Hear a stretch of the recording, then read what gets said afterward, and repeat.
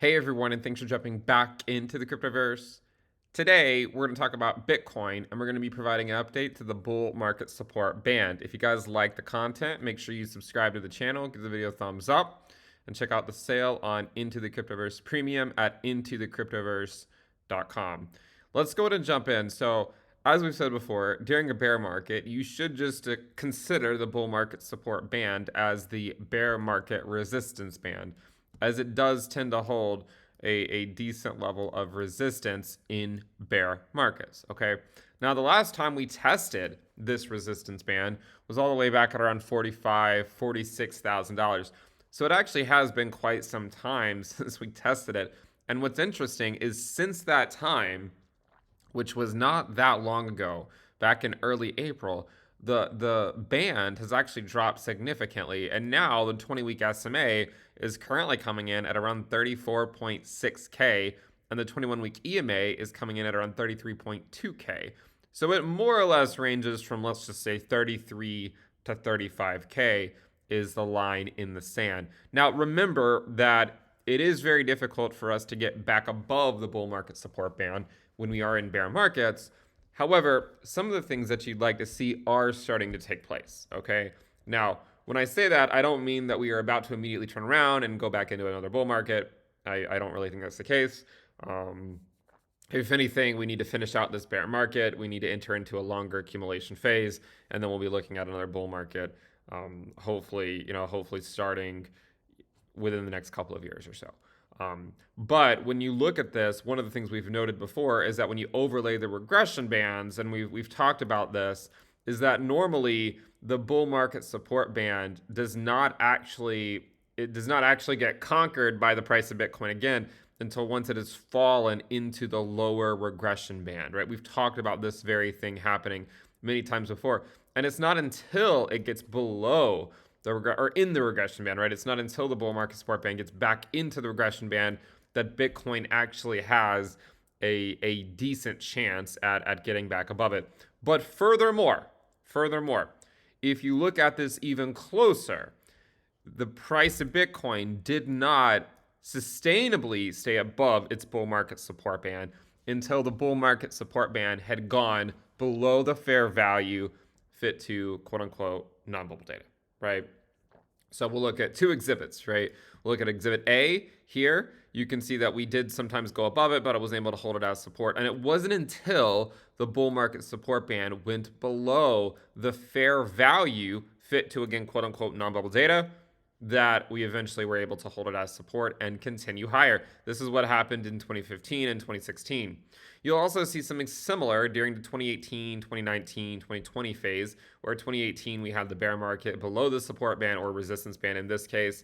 We finally got back above it, but when we got back above it, we had only just gotten to that fair value, and unfortunately, we did not hold it as support. However, you fast forward eventually, and you can see that eventually we do get back above it, and we eventually hold it as support. And we gave it a good run here. I think the main problem was that we just didn't test it as support. And also this came a bit early compared to, I think, what a lot of people were thinking with especially in light of the halving that we knew wasn't taking place until 2020.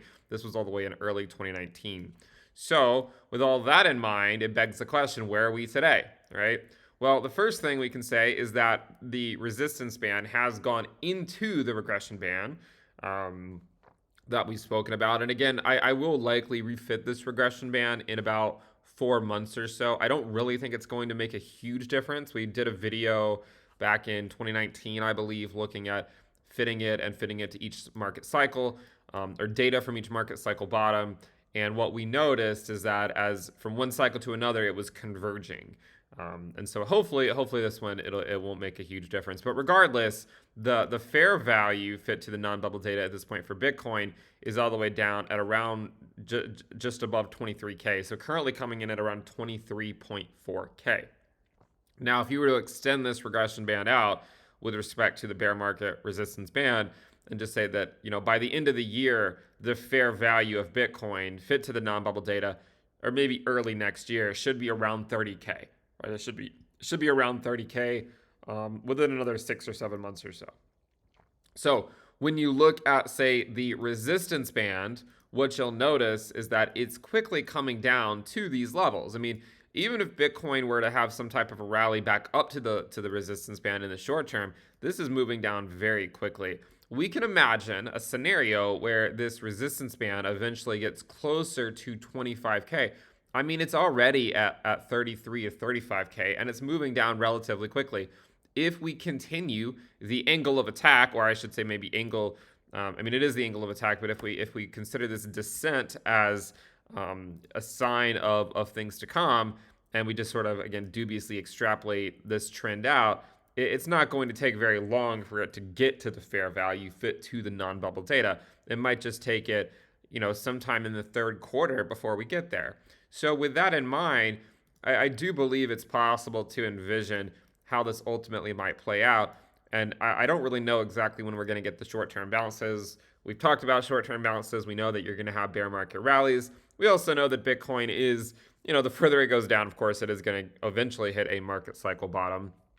But when we look at this, I think it really begs the question, well, eventually this resistance band is likely going to come below that fair value.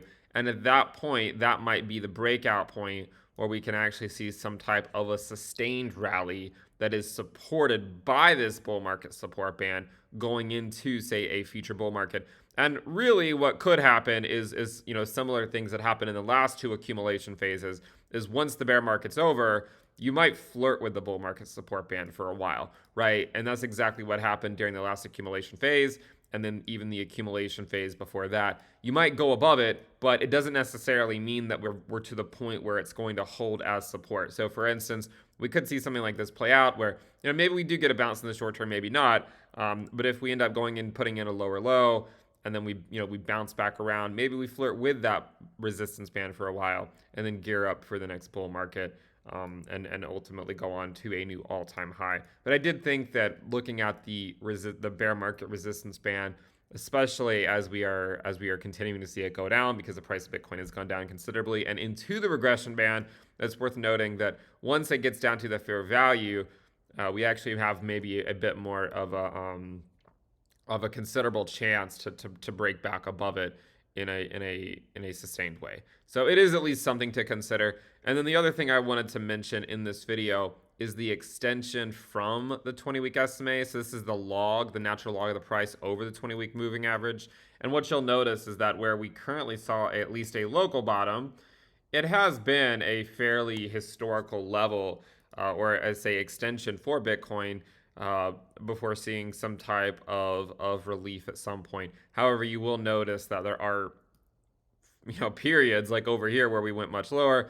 And note also in 2018 we saw it go down to this level, and then we went down again to this level later on in the bear market. So you could see something like that play out where perhaps it bounces in the short term, but then it comes right back down, and because the 20-week moving averages continue to go down, it could mean that you're ultimately seeing a lower price.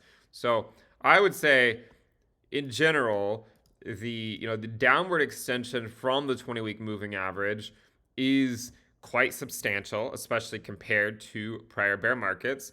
We know that these bear markets can last for more months than we would really want them to. Okay, if you look at, say, the 2018 bear market, if you were to just measure it from when we first went below this resistance band to when we finally went back above it, it took around 392 days, and that's sort of ignoring some of the brief moves back above. If you go look at this current bear market, we're currently at around 203 days. If you assume, if you just take the 69K peak and not use it as a 64K peak back in early 2021, if we were to see something play out similar to the last cycle, then we still might have some time here before we're ultimately looking at a more convincing bottom, even if we have some bounces along the way. With all that said, hopefully you do recognize that from a macro scale, in the macro sense, a $20,000 Bitcoin is a fairly attractive price. Certainly, if we go back below, if we go back below 20K and we see another capitulation, which would not be that out of the question, considering that the current loss in this bear market for Bitcoin is only around 74%. Now, 74% might seem like a lot, but remember, the last bear market saw an 84% drop, and the one before that was an 87%, and the one before that was a 94%. So we have seen diminishing losses, So you might expect diminishing losses to continue. However, to go from 84 to 74 from one bear market to another does seem like a bit of a jump, especially considering the macro outlook that we are currently experiencing. I mean, you know, things like inflation running higher and the S&P being in a bear market itself does not really lend a lot of optimism to, to the crypto markets in the short term, or maybe the short to medium term. So that is something that is worthwhile to consider, and it should not be ignored. I mean, we continue to talk about the U.S. dollar currency index and how when it's in a macro uptrend, Bitcoin does pretty poorly. But again, when you have things like inflation running hot, the Fed's going to have to fight it, and if they continue raising interest rates, it will make money more and more expensive, and therefore it likely will ultimately affect the crypto market. So do consider that as we continue to navigate the Cryptoverse. All right.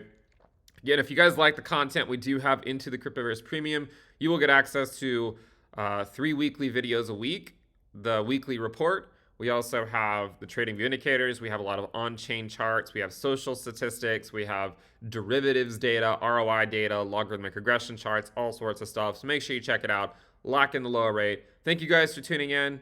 You can find a link to that sale in the description below, and I'll see you guys next time. Bye.